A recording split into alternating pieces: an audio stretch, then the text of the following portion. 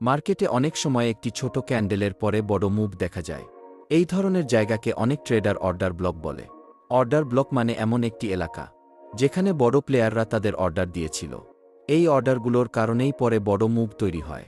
সাধারণত একটি শক্তিশালী আপ মুভের আগে একটি ছোট বেয়ারিশ ক্যান্ডেল দেখা যায়। এই বেয়ারিশ ক্যান্ডেলটিকেই অনেক সময় বুলিশ অর্ডার ব্লক বলা হয়।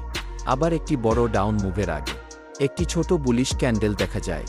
এই ক্যান্ডেলটিকে বলা হয় বেয়ারিশ অর্ডার ব্লক।